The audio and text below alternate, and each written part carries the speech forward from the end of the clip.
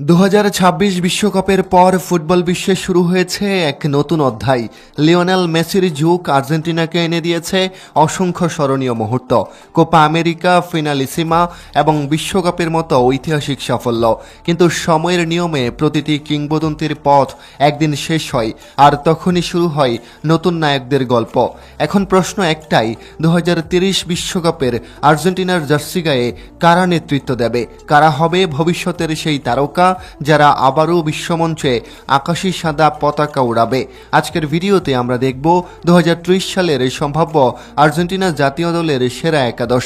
জানবো তারা বর্তমানে কোন ক্লাবে খেলছেন, জাতীয় দলে তাদের সম্ভাব্য ভূমিকা কি, ভবিষ্যতে কতটা বড় তারকা হয়ে উঠতে পারে তারা, এবং 2030 বিশ্বকাপে তাদের কাছ থেকে ঠিক কী ধরনের পারফরম্যান্স আশা করা যায়। তাহলে চলুন শুরু করা যাক ভবিষ্যতে আর্জেন্টিনার একাদশ নিয়ে আমাদের আজকের এই বিশেষ আয়োজন। থাকুন একদম শেষ মুহূর্ত পর্যন্ত। 1 নম্বরে আছে গোলরক্ষক সান্তিয়াগো বেলত্রান। আর্জেন্টিনার নতুন প্রজন্মের সবচেয়ে প্রতিশ্রুতিশীল গোলরক্ষকদের একজন তিনি।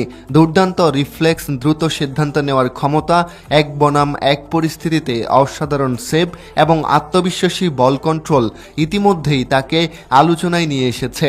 বর্তমানে তিনি রিভার প্লেটের হয়ে খেলছেন এবং ইউরোপের বেশ কয়েকটি বড় ক্লাবের নজরে রয়েছেন। 2030 সালের তার সম্ভাব্য বয়স হবে 25 থেকে 26 বছর, যা একজন গোলরক্ষকের কেরিয়ারের বিকাশের জন্য আদর্শ সময়।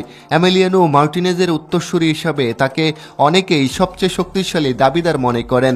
যদি ধারাবাহিক উন্নতি বজায় রাখতে পারেন, তাহলে আগামী এক দশক আর্জেন্টিনার গোলপোস্ট নিরাপদ রাখার দায়িত্ব তার কাঁধেই থাকতে পারে। 2 নম্বরে সেন্টার ব্যাক ক্রিস্টিয়ানো রোমেরো। বর্তমান বিশ্বের সবচেয়ে সেরা ডিফেন্ডার হিসেবে নিজের অবস্থান তৈরি করেছেন তিনি।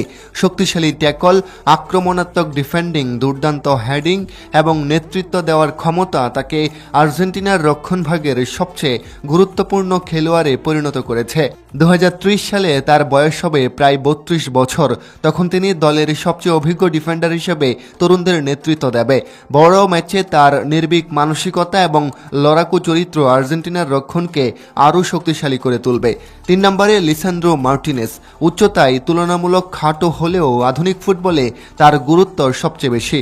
দুর্দান্ত পজিশনিং, নিখুঁত ট্যাকল, আক্রমণ গড়ে তোলার জন্য পেছন থেকে সঠিক পাস এবং বল নিয়ে আত্মবিশ্বাসী খেলার কারণে তিনি বিশ্বের সেরা বল প্লেয়িং ডিফেন্ডারদের একজন। 2030 সালে তার বয়স হবে 32 থেকে 33 বছর।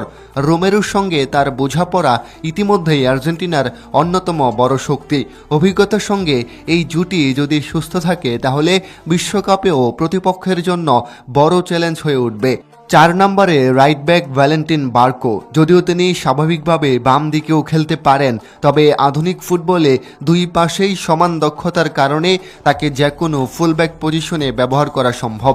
অসাধারণ গতি, ড্রিবলিং, ক্রসিং এবং আক্রমণে ওঠার ক্ষমতা তাকে আলাদা করেছে।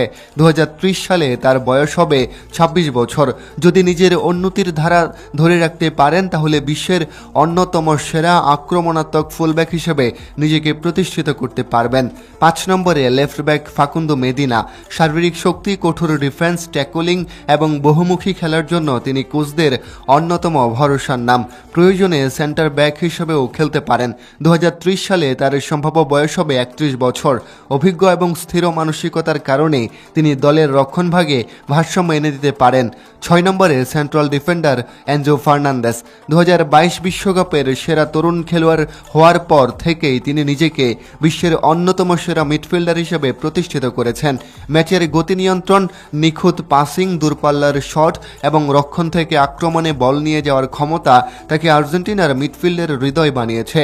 2030 সালে তার সম্ভাব্য বয়স হবে 29 বছর, যা একজন মিডফিল্ডারের ক্যারিয়ারের সেরা সময় হিসেবে ধরা হয়। 7 নম্বরে আছে অ্যালেক্সিস ম্যাকঅ্যালিস্টার। আক্রমণ এবং রক্ষণের মধ্যে সংযোগ তৈরি করার ক্ষমতার জন্য তিনি অসাধারণ। কঠিন ম্যাচে ঠান্ডা মাথায় খেলা, সঠিক সিদ্ধান্ত নেওয়া এবং সুযোগ তৈরি করার ক্ষমতা তাকে আর্জেন্টিনার সবচেয়ে নির্ভরযোগ্য মিডফিল্ডারদের একজন বানিয়েছে। 2030 সালে তার সম্ভাব্য বয়স হবে 31 বছর। অভিজ্ঞতার কারণে তিনি দলের অন্যতম গুরুত্বপূর্ণ নেতা হিসেবেও ভূমিকা রাখতে পারেন। 8 নম্বরে থিয়াগো আলমাদা। ড্রিবলিং, সৃজনশীলতা, দূরপাল্লার শট এবং ডিফেন্স ভাঙার মতো পাস দেওয়ার দক্ষতা তাকে ভবিষ্যতের অন্যতম সেরা প্লেমেকার বানাতে পারে। 2030 সালে তার সম্ভাব্য বয়স হবে মাত্র 29 বছর। সঠিকভাবে বিকশিত হলে আর্জেন্টিনার আক্রমণ ভাগের মূল সৃষ্টিশীল শক্তি হয়ে উঠতে পারেন তিনি। 9 নম্বরে নিকো পাজ। রিয়াল মাদ্রিদের একাডেমি থেকে উঠে আসা এই প্রতিভাবান ফুটবলার ইতিমধ্যে ইউরোপে নিজের সামর্থ্যের প্রমাণ দিতে শুরু করেছেন। অসাধারণ বল কন্ট্রোল, নিখুঁত পাসিং, দূর থেকে গোল করার ক্ষমতা এবং ম্যাচ পড়ার দক্ষতা তাকে বিশেষ করে তুলেছে। 2030 সালে তার সম্ভাব্য বয়স হবে মাত্র 25 বছর। অনেকেই মনে করেন ভবিষ্যতে তিনি আর্জেন্টিনার অন্যতম বড় সুপারস্টারে পরিণত হতে পারেন। 10 নম্বরে আছে ক্লাউদিও এচেভেরি। অল্প বয়সেই অসাধারণ ড্রিবলিং, গতি, সৃজনশীলতা এবং প্রতিপক্ষকে কাটিয়ে এগিয়ে যাওয়ার ক্ষমতার জন্য অনেকেই তাকে নতুন মেসি বলে ডাকেন। যদিও কোনো খেলোয়াড়ের সঙ্গে মেসির তুলনা করা সহজ নয়, তবুও তার প্রতিভা নিয়ে ফুটবল বিশ্বের প্রত্যাশা অনেক। 2030 সালে তার বয়স হবে মাত্র 24 বছর। ধারাবাহিকভাবে যদি তিনি উন্নতি করতে পারেন তাহলে বিশ্বকাপের অন্যতম আকর্ষণীয় ফুটবলার হয়ে উঠবেন তিনি। আর 11 নম্বরে স্ট্রাইকার জুলিয়ান আলভারেজ। ইতিমধ্যেই বিশ্বের অন্যতম সেরা ফরওয়ার্ড হিসেবে নিজেকে প্রতিষ্ঠিত করেছেন তিনি। শুধু গোল করাই নয়, দলের জন্য নিরলস পরিশ্রম, প্রেসিং, অ্যাসিস্ট এবং বড় ম্যাচে অসাধারণ পারফরম্যান্স তাকে অন্যদের থেকে আলাদা করেছে। 2030 সালে তার বয়স হবে প্রায় 30 বছর, অর্থাৎ ক্যারিয়ারের একেবারে সেরা সময়ে তিনি আর্জেন্টিনার প্রধান গোলদাতা হিসেবে মাঠে নামতে পারেন। তার গোল করার ক্ষুধা, পরিশ্রম এবং জয়ের মানসিকতা আর্জেন্টিনার সবচেয়ে বড় অস্ত্র হতে পারে।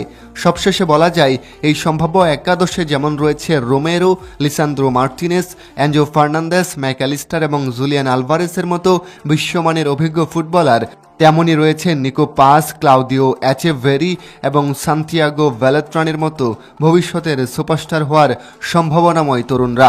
যদি এই অভিজ্ঞ ও তরুণদের মিশ্রণ প্রত্যাশা অনুযায়ী বিকশিত হয়, তাহলে 2030 সালের বিশ্বকাপে আর্জেন্টিনা আবারও শিরোপার অন্যতম বড় দাবিদার হয়ে উঠতে পারে।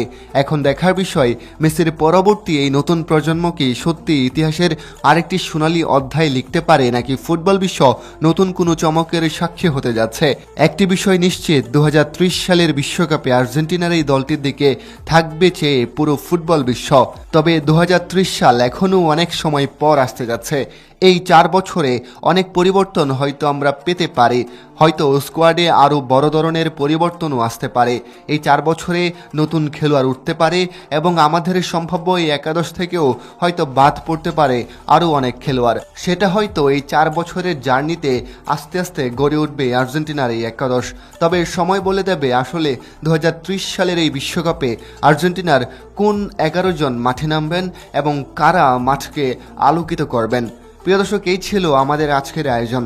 দেখা হবে পরবর্তী কোনো ভিডিওতে। ততক্ষণ পর্যন্ত সবাই নিজের খেয়াল রাখুন, সুস্থ থাকুন। ধন্যবাদ সবাইকে।